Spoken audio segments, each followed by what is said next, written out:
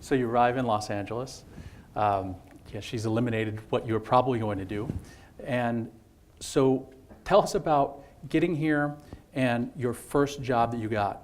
What was the first opportunity that you interviewed for? I had a friend who lived here called Nick. So I arrived in LA and my friend Nick picked me up at the airport, and I could not believe he was a chauffeur. His family he worked for were away in Beverly Hills. He picked me up in their Lamborghini. I was like, whoa, this is cool. He said, no, America's great, dude. You will not believe this. And I remember he said, you know, you can get food here without getting out of your car. I said, come on, how's that possible? He said, trust me, I'm going to show you, trust me. Went to a Carl's Jr. and drove through. I could not freaking believe it. I mean, it doesn't exist in Britain, right? I mean, might now, but I never could imagine you get food. And I'm like, and these burgers are great, man. This life is great, right? And I said, he said, you know, it's better than this. Actually, he was living on Bedford Drive in Beverly Hills. He said, they're away all the time. So like, I have girls over and say it's my house. He said, this is like the coolest place. I said, I have to get a job like that. And there were no chauffeur jobs available. But you know, I went for an interview for a job which did have the live-in, money, use of a car, but there were two words that were the killer for me: childcare. And I remember Nick saying to me, you're kidding, right? You're a commando. Are you going to go and be like a nanny? What are you going to do if the kid misbehaves? Shoot them? I said, Nick, desperate times, mate. I've got to get somewhere to live. So I went for an interview on Beverly Drive in Beverly Hills and met a very wealthy, obviously, guy in his 50s and his wife, his second wife, in her 30s. And I remember walking in, the guy looking at me like jeans and an army jacket. Are you kidding? He said, how old are you? I said, I'm 22. And he said, let me explain something to you. I've got a 3-year-old from this marriage. I've got a 17-year-old, a 19-year-old. You think we need another kid in the house? I want someone to take care of the kids, not another kid. 22, and his wife interrupted and said, give the guy a chance. Give the chance. He said, where are you from? You have an accent.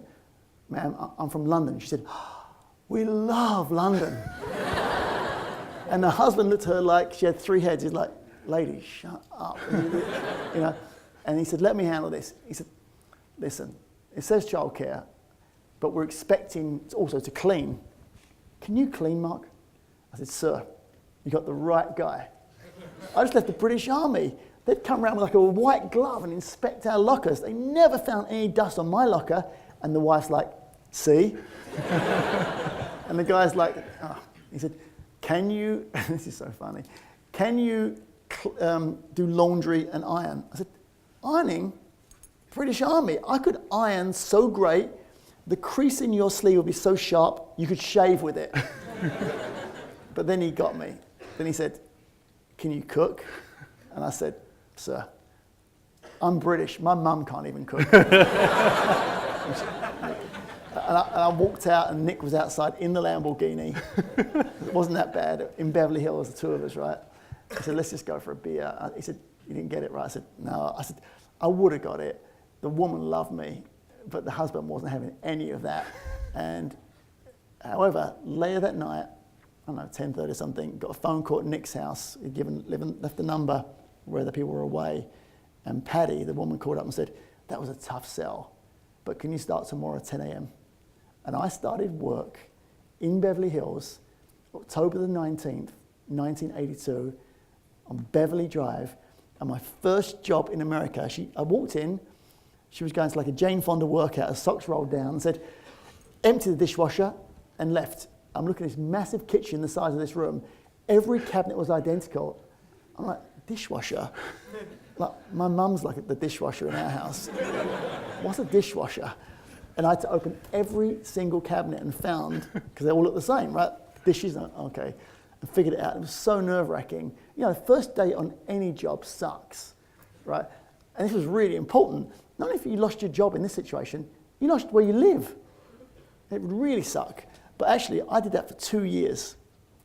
2 years, and I learned something massively important. A, I really liked this rich lifestyle. Really liked it. And the only spare car for me there was a Mercedes. I'm now, on day 2 in America, I'm driving around in a Mercedes. It's like, really? This is so the American dream. I'm living in Beverly Hills, not my house though, and I'm driving a Mercedes. All I've got to do is take care of these kids. And I was so bad at cleaning, by the way, they had to hire a maid as well, and she would clean my room.